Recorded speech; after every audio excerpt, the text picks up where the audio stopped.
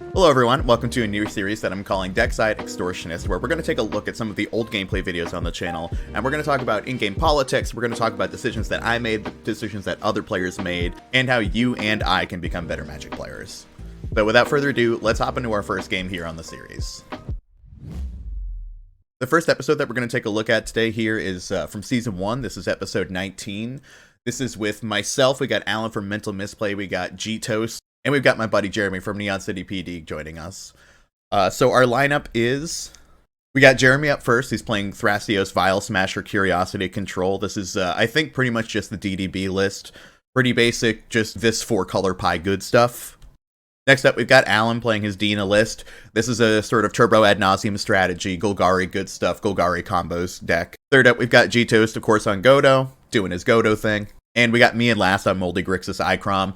This is my own personal brew, and this is an older version of the list that is a little bit more geared towards the like turbo fast ad nauseum. So I've changed it up quite a bit since this older list, but this is a pretty classic Grixis ad nauseum list. Let's go ahead and get up to our opening hands here, and let's hop into the game. Me and Rebel talk a lot about how to optimize the experience of playing. So looking at these opening hands here, we've got Jeremy with like an okay opener. Honestly, if I were him, I think I would have shipped this one back for something a little bit more aggressive. Turn 1 Dork into turn 2 Oko is like not bad, but at this table it's possibly not enough. It's really good against Godo, though, and that's something that's really worth keeping this hand on, is just trying to shut out Godo, because Jeremy knows that Tony is a really, really good Godo player, so he's prepared. Alan has a really, really good hand. This is just full of gas, 2 tutors, lots of ramp. This is like a really supremely good hand. This is a frighteningly good, honestly. G-Toast also got a pretty good hand here. We got plenty of ramp, Jeweled Amulet, which is like not the most exciting ramp, but some really good pieces, some protection with the Abrade. We got Goblin Welder and the Cursed Mirror for some potential like really big ramp to help get out that early Godo. And I mulled down to 6 here. This is like, I don't know why I kept this hand. I guess I kept this hand because it has Rhystic Study on turn 2, which is like not bad. This hand doesn't do a whole lot. There's not a whole lot in my hand that I can really cast besides that Rhystic Study. Honestly, I'm not too keen these days on keeping a hand that is just all in on one spell like this and doesn't really have a backup plan, because like looking at our hand, you can really see that I can't really cast any of the other spells in my hand besides that Brainstorm. It's a little risky, but I don't know. I guess I shouldn't bank on this pot being a slow pot, because I know that Alan is really quick on Dina and that Godo is also just really, really fast. So honestly, not a great keep when I'm in 4th, but we'll see. Of playing live and of playing with other people and all that. And something that Rebel has spoken about over and over again is the idea of taking more adventurous hands in live games. Oh, it's interesting. In order we're talking here about taking more adventurous hands in the game. And I think it really rings true. That being said, my hand right now is fucking gas, and I'm pumped. It's funny. Let's see it. All right, let's go ahead and hop into our first turn here. Draw for turn. We will play a Overgrown Tomb, and we'll cast an Elvish Mystic. That is fine. We'll pass the turn. Yeah, turn 1 Dork pass. Pretty Verdant good. Catacombs into Bayou Deathrite, and I will ship it from there. Keep draw. The one thing that I like, this is not an undervalued aspect of Deathrite Shaman at all, but just to call attention to just how good this card is, being able to nuke stuff from the graveyards, especially now when so many people are like really focused on sacrificing Dockside and things like that. Deathrite Shaman is just chef's kiss. So good. Love that card. We're going to go with Mountain, Jeweled Amulet. Jeweled Amulet, not a card pass the that turn. I love. Draw. It is so Tropical slow and is wonky. land for turn, You do what you do, but and I would like to cast a Brainstorm. These 2 back on top. I've had several people in the past comment on my turn 1 main phase Brainstorms and say that they don't think that it is a good idea or a good decision. And I think that they're probably basing this off of the legacy heuristics of not wanting to, 1, Brainstorm lock yourself, and 2, wanting to see the most cards. Because when we think about this Brainstorm now, I'm going to be drawing the next 2 cards over the next 2 turns, potentially, unless I have a way to shuffle. Whereas I could just go to my draw step on my next turn and naturally dig 1 card deeper. But the thing that I'm thinking about in these sorts of scenarios is that I can transfer my hand, which has not a lot of good stuff in it, to being a much better hand. There's a lot of gas that I can pull off the top, mana crypt, things like that can really change the landscape of my hand and what it's able to do. So yeah, just don't underestimate the power to reshape what's in your hand with a brainstorm. And I will pass. Okay. Upkeep. Draw for turn. No follow-ups though after that big speech about how good Hunky Boy Yoko. changing your hand is. Nice. Hunky Boy Yoko, Really? always good Sure. play. It's a really good Jeweled Amulet is first going to grow position. antlers. on the draw. Oh my goodness! so and aggro. elking the no amulet pass. too is brutal. Big draw. Land for turn is Tower. That's going to be an Elvish Mystic. Mhm. I'm going to tap this Deathrite Shaman for 1 green. And then I'm going to crunch the Deathrite Shaman for 2 black. I'm Super going aggro to play. use 1 of the black for a culling ritual on the Elvish Mystic. Very nice. Okay, yeah. So green and 4 black in the pool. I've got 1 black floating as well. So Yes, you have Like 5 black. 5 black. 2 for Nice Grim Canada pun. Monolith. And we'll tap the Grim Monolith. So we've got We're going all in here. colorless now. 3. 3 colorless now. 2 and 1. That's going to be a Cabal ritual. 5. So we are at 5, 6, 7, 8 mana. No, I fucked it up. Look at Alan's face right now. He's so deep in the tank. Man, this is a really big play, and one honestly that I don't see Alan make too often, like this early in the game. This is like such an aggro play, and he's absolutely going for it here. And honestly, I like this position because when you look around the table here, you've got Tony up on a singular red mana. His red blast, if he's got it, we know that he doesn't. Maybe he drew it off of his first draw step, but like we know he doesn't have the interaction here. But he's clear from Tony. I'm tapped out, so he's trying to dodge a force of will pretty much, and same thing with Jeremy. He's trying to pretty much dodge a force of will. Like, this is a really prime time to just try to go off here, but we just heard Alan say up his math, so I don't know, maybe we're not getting there. You were expecting to have more mana at this point. No, I was thinking of how I can do things, and I'm trying to figure out how I can do things at this point, of what the smartest thing to do is, and I think the smartest thing to Looking at Alan's mana here, I think that's a green, 5 black, and a couple colorless, so we got to think about his 2-piece combos in here, which are either Witherbloom and Chain of Smog, or Dina and Exquisite Blood. So he's got to spend at least 5 mana just on his tutors, between Demonic Tutor and casting the Wishclaw Talisman and being able to activate it to go get his pieces. So he's 1 mana shy of being able to piece together the Witherbloom combo here, which is brutal.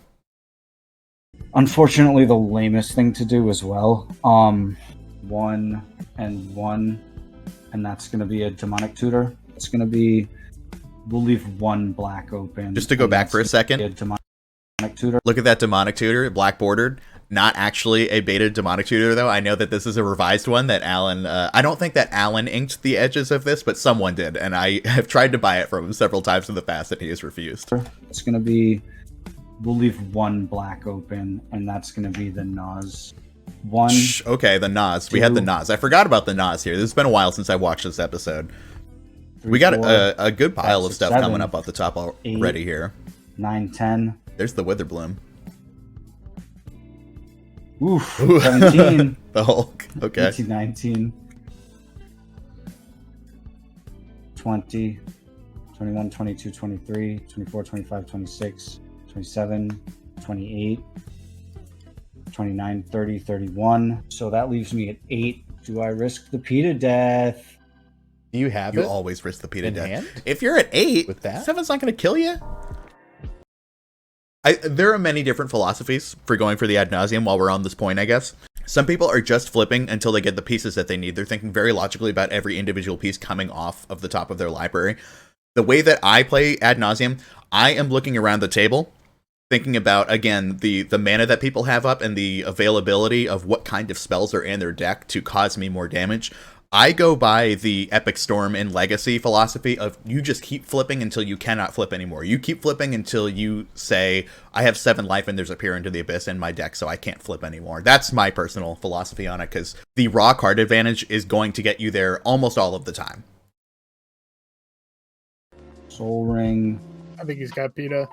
Not in hand, but Soul Ring and a Mana Vault doesn't Jeremy get with me the a big lot shit of talking. I hope that the mana, beat is coming. Unfortunately. and a land played this turn, so that's a little painful. Yeah, no, like I think you need to keep digging for like the Chrome Mox or something. I need one other source of free something, so I think I just gotta risk. One thing that's in Alan's hand is the Summoner's Pact, which I'm not sure if it's in his list, but I know generally is used to go grab an Elvish Spirit Guide. So that may be some mana that he has available to him here. Risk big dead. Oof. He's going for it, though. 6. There you go. Nice. All right, there we go. Rewarded with the Mox Diamonds. Go one more for good measure. One more for good measure. This is going to be the one that fucking kills me, Dan. All right. You hear me being very okay with Alan dying to the ad nuts here. In Alan's position, I think that I might count my lucky stars and just be like, okay, Mox Diamond's good enough. We're out of here. But I'm glad that he 3. went. You should definitely go to 3 or below. Cradle. Tony trying to get him in bolt range. There you go. Go to 4. Not a coward stream. Officially not a coward stream. Officially not a coward stream. So that'll be, we'll start with the Mox. We'll dump a land for it. Did you have the Dark Ritual? Don't have a Dark Ritual. I have the Hulk in hand, hurts pretty bad. You got to be And- playing in Necromancy at end step. Will that win? Yeah. You don't have any Hulk pieces in there, do you? I have to pass through G-Toast's turn, but G-Toast has... So can I win with an elk and a mountain? So actually, Alan can win during his own end step here, because all he has to do is cast the Necromancy at instant speed to be able to trigger the sacrifice clause on it that happens at the next end step. So obviously he can't do it during his main phase, but what he can do is pass through combat and just cast the Necromancy at any point during combat, and then that will trigger it to die on his own end step. I'm not sure why we didn't see that line here, but that is another possible out. Yeah, that's the question. I'll use the floating black for the Soul Ring. Soul Ring Vault. We'll play the Amber for good measure. And then, yeah, I think it's moved to Dump Step. Why does he have to win in my end step? Never mind. The reason that he can't win on his turn right now is because the Hulk is in his hand. That's why. Okay. It's Necro will sack at end step if you cast it. Okay, gotcha. Yeah. Yeah, it's the fake flash. So discarding Abrupt Decay, Sylvan, Buried Alive, Birds, Opposition Agent, Allosaur Shepherd, Summoner's Pact, Protean Hulk, Felwar Stone, and a bunch of them. And that's a big pass. I'm not sure, but I think maybe with Pact for ESG in this situation, Alan could have maybe gotten a little bit farther. I'm not exactly sure what the line is there because I can't remember quite what was in his hand off of that ad nauseum, and obviously I don't know what was in it before, and off of these 2 draws that he had in addition to his opener, but it's possible that he had some extra lines there that we weren't thinking of. Untap up, keep draw. Don't think I can stop you. We're gonna go Snow-Covered Mountain into a Rite of Flame. Mhm. Cursed Mirror. Okay. We're good there. I would like to have it enter the battlefield as a copy of... Oh shoot, if I copy Elk, it's not an Elk, it's a jeweled amulet. I think that is correct. That is correct. Alright, let's be a... For the record, I have no idea how layering works. It's so far above my comprehension level, but that is just something that I've been told, and I have committed to memory. Anwar Elf or whatever that... Elvish Mystic. Knockoff. Yeah, there you go. We're gonna go to combat and Land Over Elves. swing at Alan. Yeah, no, that does it. That fucking kills me at 4 life. What? No, just flash in the Hulk and block. You just block. Oh, right. Okay. I'm dumb. There we go. so I shouldn't have said will, anything. yeah, so Necromancy in combat. So Response. oh shit! Look at you. I'm gonna Noxious Survival the Hulk. Nice. No, Get it. nice. I like that you paid him all the compliments about how well he did thinking that out. It was really tough. Like, man worked for it. I feel really bad doing this. No, like, that's awesome. The blowout is real. The blowout is super very, duper very I've got real. Nothing. There's a number of free spells that Alan has to dodge here. He has to dodge, I guess, like Force of Will, Force of Negation, Noxious Revival from any of the green players. I don't think that a Force of Vigor gets him here because he wants to sacrifice the Hulk anyway. There are very few spells that he's trying to dodge here, but unfortunately Jeremy had the Noxious Revival. Then, Really good draw. yeah, because I was just like in my head trying to figure out how I could do like I had a Wish Claw in hand also, so I was trying to think if I could just tutor twice for either for Chain of Smoke, but I didn't have enough mana to do it, so I was trying to figure. Oh, actually, we saw earlier, I said that Alan was 1 mana off of that double tutor for Witherbloom Apprentice and Chain of Smoke. So actually, if he had the ESG in his deck, the Summoner's Pact would have gotten him there at this point. How to get from 7 to 8 mana, not just from, and I couldn't get to 9 because I would have needed 9 mana to get. Oh, it's 9. Okay, so he was too short. I've got nothing else. I've got a 1 colorless floating. I am ass out. GG's. Nice. Wow. Yeah, that makes sense. 5 for each tutor, and then 4 we'll for pass the Witherbloom turn. and Smoke. Untap and draw. Let's do Ancient Tomb, and I'll pay 2 down to 38 to cast Rhystic Study. I will pass the turn. Untap. Draw. So staying the course here on the Rhystic Study. Rhystic And like Rhystic Study is the thing that's just never a bad play. Honestly, like the player who has the Rhystic Study almost always wins the game. So to go back to what I was saying in the beginning of the game about my sort of like shaky opener, if I think that this game can possibly go a while, then a turn 2 Rhystic Study isn't bad. But also you can see how if Alan did have the extra 2 mana there, a turn 2 Rhystic Study just does absolutely nothing. It's just too slow for anything. And I had effectively the only play I would have ever made in this game is just a turn 1 Brainstorm, which is very, very weak. This is like not a great opener. Study, really? Yep, you can't elk that. Play a Polluted Delta. Rhystic Study? I feel like the right move here The is classic to Rhystic Study joke. elk the mirror. I'm already writing the token. Yeah. Cast Mox Diamond. I will pay. Honestly, for I think your- in Jeremy's position here, I would rather just make a food token. Tony's already got an elk. Like, Oko's going to get the shit beaten out of him. I would rather just start trying to make my own elk army. I think it was maybe a little bit too aggro to go after the Jeweled Amulet and make it an elk with Oko, because you have such a strict advantage being in first position, being able to land a turn 2 Oko. You could really start making an army and just start closing down the board. And putting more attackers on board to kill your Oko is not always where you want to be, especially if you're trying to eliminate threats. It's slowing down Tony, sure, but there are more effective plays that could possibly be made later on in the game with Oko that I would personally try to be playing towards. Or Rhystic. And before you get the chance to Oppo Agent, I'll crack my Polluted Delta. Green, blue, and I'll pay the 1 for Rhystic. A little tip for anyone who ever plays with me: I never play Opposition Agent because I hate that card. Stick to cast Thrust. Not in my Grixis decks, at least. And then pass. Tap my Elk Army, Crystal Vein. Then let's go to combat, and we're gonna swing at Oko with his pair of hooks. Oh, I had to discard this Breeding Pool to that Mox Diamond. I'll block 1 with an Elvish Mystic. Oko will go to 3. Yeah, see, that's the thing here is that, like, Oko's either dead or you have to sacrifice either your commander that you just cast or a mana dork, which, like, you basically strip mine yourself to get Tony off of an amulet, Jeweled Amulet, which is not the greatest exchange in the world. Getting him off of the Cursed Totem is a lot better, though, I think, because the Cursed Totem is, it can be a particularly brutal card. Second main phase, Magus of the Moon. You can draw. Magus is Unfortunately, no good. responses to that. I'll pass the turn. Tap and draw. Bayou, and let's Orcish Lumberjack, and I will pass.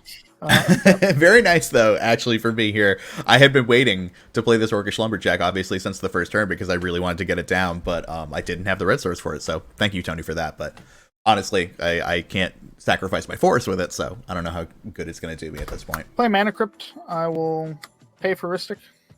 Everyone paying for Take this Oko Rhystic up to Study. 5, make Not a into food. it. I'll pass. Tap up, keep draw. We're gonna go to combat and swing all in on Oko. Oko's done his job. Hunky boy down. Go 2 for a Felwar Stone. Rhystic? Yeah, I'll pay the Rhystic. Everyone Or get out we're of here gonna do a with this Goblin Rhystic phase. Welder. You do get to draw off that one. There we go. Welder, good by me. You said that was a pass. Tap and draw. Polluted Duty. And we'll go 2 for Grim Monolith. And I will pass. End step.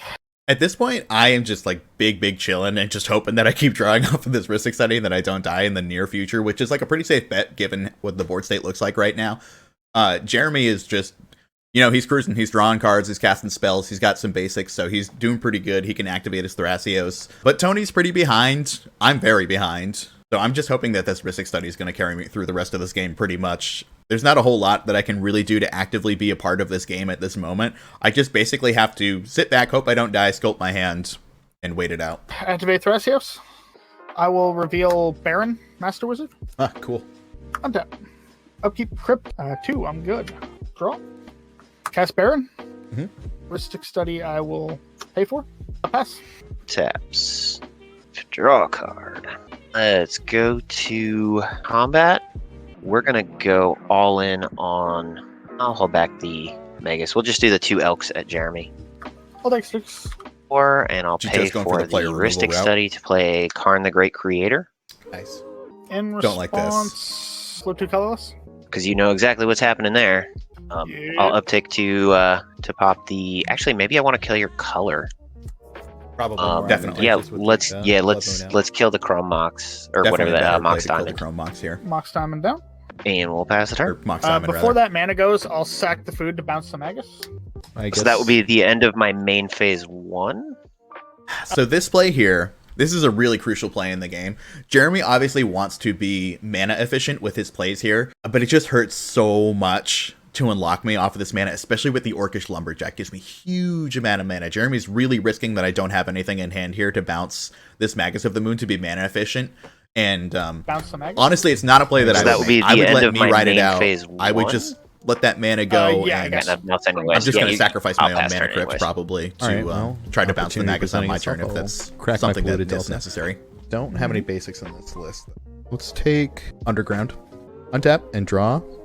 Who's not ad nauseum. Misty as land for turn. Let's crack that down to 36. Green with the Bayou here. Tap the Lumberjack and sacrifice the Bayou. Yeah, you don't want to see for this after you 3 bounce that Magus of the red. Moon from your This is opponent. not good there. I'm very much excluded. throwing a Hail Mary right now because I view this as my only opportunity to be able to do something. So I don't. But it's a pretty solid opportunity. It is Yeah, a we're very gonna see solid where it goes. opportunity. I've won doing such wild things in the past. Floating black, I'm going to use it for culling the weak on the Lumberjack. Let's use the 2 of the red and go down to 1 red for Underworld Breach. None of this is what you want to see from your opponent after you bounce the Magus There we of the go. Moon. You did this, Jeremy. You did this. I mean, literally, like, it's this. I have to draw something off of this Brainstorm. I'm casting Brainstorm. I'm See if exiling you get 3 it. lands for it. I'm gonna cast Corrosion Grip in response. You got it? This is a joke that Alan makes all the time and he gets me with every single time. I don't know why I can't just get my head around the fact that he does not have Corrosion Grip in any of his decks anymore. That when we started playing competitive together, he was running Corrosion Grip and Marin, and maybe he is still on it actually. But it's been a very long time since I've seen him Corrosion Grip anything, but he still gets me with it every time, even when he is already dead. No, you don't. You're Please dead. do. I forgot about it. He died to elk. I died quite some time ago. I am back, and that is my my buyback into the game. Is Right Corrosion there. Okay, so let's put, I guess, these 2 back on top. Got 1, and I'll use 2 of the red, so I'll leave 2 black floating to cast the Wheel of Fortune. I'm discarding Birds of Paradise, Tarnished Citadel, and Autumn's Veil. Brain Freeze, Pyroblast.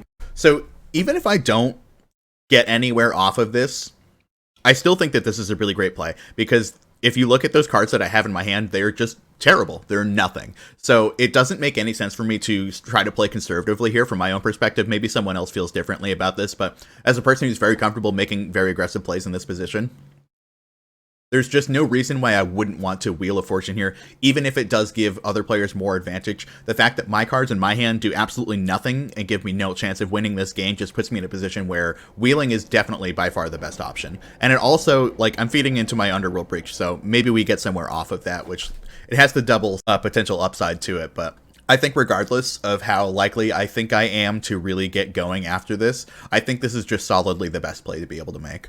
Chain Impact. A Braid, Magus of the Moon, Blood Moon. Nice. And I actually I'd got like to the Blood reinstate my Moons out of F6. Tony's hand, which is Maybe really great should've because I was cast very that locked Autumn's under Veil, that but I Blood didn't Moon. want to. Didn't want to set myself up in a position where I would bottleneck myself on mana. Got 2 black in the pool. Bottlenecked on red mana. I can't get there. Oh no. Can I do it with the blue? I just don't think that there's a way that I can pull this out with the mana that I have available. I guess I get one more spin at it. I don't know what I can realistically do, though. But gotta try. This is the only opportunity, so I'll go for the Imperial Seal. Yeah, alright. Gonna get that one, put it on top of my library. I'm already at 34. I will cast the Brainstorm from my graveyard, exiling Citadel, Bop, and Lumberjack. Draw 1, 2, 3. Let's put these 2 back. And I'll leave just that black floating now, go down to 32, and I'm gonna cast Windfall. Or I got no. Oh, actually, I do have a response to that. So, if I can recall correctly, this game was from a bunch of months ago, so I might not be recalling this correctly. I think that I drew the Windfall in the Wheel of Fortune hand. I'm not sure why I didn't just Imperial Seal for Lion's Eye Diamond here. This might have been at a point where I didn't run Lion's Eye Diamond in this deck. I think that there was a brief period where I wasn't on it. But I think if Lion's Eye Diamond is in my deck, it's probably objectively the correct play to just go for the LED and then just keep trying to cycle through my deck more and more, get more advantage, and then just take over the game from here. I'm going to exile a Simian Spirit Guide to add red. Discarding City Brass, Bloodstain, Talisman, Mystical, Mana Vault, and Jeweled Lotus. Git Probe, Scalding Tarn, I don't know why I didn't cast the Wheel Mana of Vault either. Misfortune, Arcane Signet, REB, and Flusterstorm. Seething Song, Cryptic Trilobite. The Mana Vault does represent one more card in my graveyard, which is not inconsequential when you're trying to Underworld Breach, but it's playing, I think, further to my outs to try to get more mana out there. Beergy, Sandstone Needle, Deflecting Swat, and Snow Covered Mountain. All right, 1 black in the pool. I guess I'll Imperial Seal using my remaining black mana, exiling 2 lands and a Talisman. All right, there's my 1. I'm at 32. That's going on top of my library. I would like to move through the rest of my turn unless someone has something they would like to do.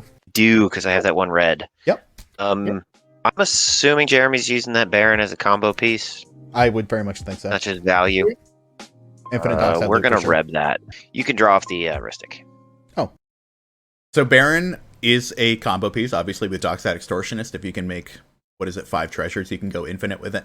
But the thing that Tony has to consider here is that he's got a Karn with 6 counters on it. Jeremy's not going to be able to kill that very easily. I have no creatures. He's got a 1-power creature. I think that this red Elemental Blast is much better served blowing up my own Ristic Study. But you heard how quick I was to be like, yeah, that's definitely a combo piece. Don't pay attention to this Ristic Study at all. Thank you. All right, I will move to end step and sacrifice the Underworld Breach 1, 2, 3, 4, 5, 6, 7, 8, and I will discard a Marsh Flats. Now, you said you wanted an hour before Chillax and Monday, right? Do you want to call it here, or? No. I thought this was gonna be like the biggest shit talking. Like, you want me to end the game right now? No. No. We can. Let's say we'll take it 2 more turns. Okay. Pass. Untaps. Another Llanowar Elves is on for not a very strong play here. Ring. I don't know what's in Jeremy's hand, but seemingly from that play, it seems like he doesn't have very many better plays. He could just be holding up Thrasios Activation and Interaction, though. I mean, classic Thrasios activities. 2 for Grim Monolith. Oh wait, I'm sorry. Ristic on these. Oh gosh. Yeah, I'll pay for both of them. Oh, Dan, I cast an Elves of Deep Shadow, and I totally didn't pay for it. That's all right. I forgot to ask. Oh, I shouldn't have paid for those Ristics. Nice. Love it. Love to hear it. You're a prolific Ristic payer, and I hate it. This is what you get, Tony. When you pay for your Ristic taxes, you don't get to do other cool things. Just stop paying for Ristic taxes. Let me draw cards. I played land. I haven't played land. There we go. Now we're talking. Shit. Mishra's Factory. We're going to uptick Karn. And what can I kill? Actually, what do you have in your graveyard ban for artifacts? Mana Vault, Jeweled Lotus, that's it. So yeah, we'll uptick and kill the over there from Jeremy. Mana Crypt, yep. And let's do some swingies. Both G-Toast asking about my cards in graveyard because he's got the Goblin Welder, considering exchanging the Grim Monolith for something that he can blow up, which exchanging the Grim Monolith for like a Mana Crypt that he can then blow up, not bad at all. Elks at Jeremy. I'll go to 20. That's that turn. Untap and draw. Pay 1 for a Dark Ritual. 6 for Bolas' Citadel. Does that work? That's not an activated ability, right? That's a static ability, if I'm not mistaken. Is. That is a static ability. You can't activate the tap, but you can certainly pay life for spells off the top. That's what I thought. But every time I think something is correct, I'm wrong. But do you want to counter it? I'm going to show you a force pitch dispel. Hate to Got see one it. on Ristic. I'll pay- One. Yeah, the one. Can't do anything about it. Breeding pool down to 30. I'll pay 2 for a... One reason that I really love Bolas's Citadel is because it is such a hard spell to counter. It is like ad nauseum that you play over a couple of turns, most likely. Sometimes you just win on the turn that you play it, but lands, counter spells, all that kind of stuff. But it does require a hard counter like Force of Will, Force of Negation, something like that to be able to kill it. Like there's so many counter spells in the meta that it dodges REB, your spell pierces, and those types of effects. It's a really good spell. You should be playing it. A Felwar Stone, and I will pass. End of your turn. I'll take one from the I am playing out the Felwar Stone here, just in the hopes that this Karn gets removed, which, there's nothing on board that would suggest it would. I don't think that there's any advantage here to playing this Felwar Stone. It's much better to just hold open that mana and feign interaction, even if I don't have any, because realistically, I put a 2-turn limit on this game that we just saw a couple minutes ago anyway, so... we shouldn't think that I'm going to get this Felwar Stone to be able to tap for mana by the end of this game. elves to cast Limdol's Vault, paying for Ristic. How many piles down are you right now, Jeremy? 11. You should definitely go to 3 or less. Oh, I said we were on a 2-turn clock as well, so I think this is second turn, correct? This is the start of the second turn, yeah. I'm sure the game's going to end this round one way or another. So. I would think so. Yeah, that's Jitos preparing A lot to of stuff murder happening. us. We gotta do that and hope, I guess. With that being the pile, I'm taking 12 down to 5. Shuffle library and put those on top. I will take my turn. Yep. Untap, draw for turn. Play a Bloodstained Mire. 3, go to 4. Cast Wheel of Fortune. Ristic? Go ahead. I'll say no to Ristic. I'm gonna discard Adnaz and Arid Mesa. Basalt Monolith, Honor Worn Shaku, Everflowing Chalice, and Ricochet Trap. We got Hull Breacher, Brain Freeze, Wheel of Misfortune, and Steep Vents. Hull Breacher days. Come on, What a time to 7 be to get the alive. cards that I need. I mean, you just stacked your deck, didn't you? But I only stacked the top 5. Yeah. So, it didn't have all the cards that I needed. I think I'm going to be a mana short. Dan, how many islands do you have? Big fat 3 of them, bud. No, it's 4 of them. You big time stonks on that carpet. Cast Carpet? You are not one short by a lot. I haven't I'm seen a not Carpet of gonna pay Flowers for that proc Ristic. for 4 in a Crack very Mire long time. That card is not as for good in the 3. meta these Tag is days. fine. Going to cast Demonic Tutor. Can't Yep. pay for Ristic. Still good. What is he tutoring for here, you think? Probably Godo. You have no other mana open? How much are you going to get off of Carpet? I'll get 4 off the Carpet. It all has to be one color, so he's not going to be able to consult here. What is his win line? Am I good You to see it, Dan? I'm not sure what it is. No, we're going to Tybalt's Trickery that. You can draw. go? Yeah, Trickery happens. Get your random number. We got 3. So I mill 3. Mill 3. So we mill Swan Song, Dockside, and Exotic Orchard. Exile top Then- cards and reveal a non-land card with a different name. Here we go. What's it going to be? Birds of Paradise. Birds of Paradise. May Nice. cast Birds of Paradise. I will choose to cast Birds of Paradise. Ristic study? Can take. Nice. Thank you. So curious what you were going for. So I'll tell you in a sec here if I can't assemble something. Because I don't think that I can now. I also Because can't there's think still of a what turn, Jeremy is which going is for big in this position here with problems. only 4 mana. We're of still one main color. phase 1 at this point. We're still main phase 1. And this has been a swingy game. Yeah. Sheesh. And all over the place. Yeah, I'm 1 mana short. That's so rough. The title of this video Y'all is 1 mana passed short to of my main combo. Phase 2. Carpet, target, Dan. Mhm. Make 4 black. The line was Unearth Thoracle. I was going to Demonic Tutor for... Okay. Very nice. Don't Very think nice. I have any way to do it from there. We are still going to Unearth Thoracle. Yeah. So 3 black floating. Trigger on the stack. X3. Yeah. That one on top, and these ones go on the bottom. Alright. Damn. Damn it, dude. That's upkeep. Draw. 3. Here we so go. that's Big turn from Tony. Kudo mana. That pays for Ristic. That hopefully will do the trick. With Crystal Vein, you'll have enough for the equip. So 3, So close. 4, 5, 6. Nice thing about Tony's deck is you never have to Heuristic. wonder about what line he's going for. Proto Bandit Warlord. I'll attempt the Force Exiling Flusterstorm. Go to 29. Not have the protection, unfortunately. Mm, That is, in fact, what happens. Okay. Awesome. An If I'm ancient recalling correctly, I tomb. think I drew that Force of Will off of the Birds of Paradise Rhystic Study trigger. 7, that's still I think it was like the one very last short. draw that I had. I got in my yard. Let's Goblin Welder out the Monolith. Let's grab Honor Worn Sheku. Mhm. 1, 2, 3. Tap Karn to untap that. 4, 5, 6, 7, 8. Ready, Godo Bandit Warlord. Ristic, You can draw. I can't do anything about it. Search trigger. You have no mana left at this point, though, correct? I have no mana left at this point. So you do not win here? We're going to stick the Hammer of Nazan, Okay. which will equip to Godo. Drop a Mox Opal. You can draw. Oh, Oh, Mox man. Opal, That's okay. all I got. Oh, okay, that's all you got? It's I very got- close. Oh, man, Tony okay. almost had it here. yeah. No magnetic theft. Well, I get Helm in hand, unfortunately, Oh, Oh, man. no. so brutal. We so close. untap and draw? but not quite. Yeah, And, I'll reinstate this. all right, we're going to go for Overgrown Tomb down to 27, Ancient Tomb down to 25, so I can cast a Demonic Tutor. That thing. Yep. I will get that one. Is this Thoracle Consult? It is. I will cast this How did you Thoracle guess? that I just searched up. Response to the ETB. I will Demonic Consultation, and I will name Basic Forest. You Boom. got it, man. Man, Hell yeah. That was some magic. that was a great good game. The game. very last Ristic Study draw off of Jeremy was the Wow. Force of Will. Nice. Okay, that's why I remember Oh, that. man. Okay, there we go.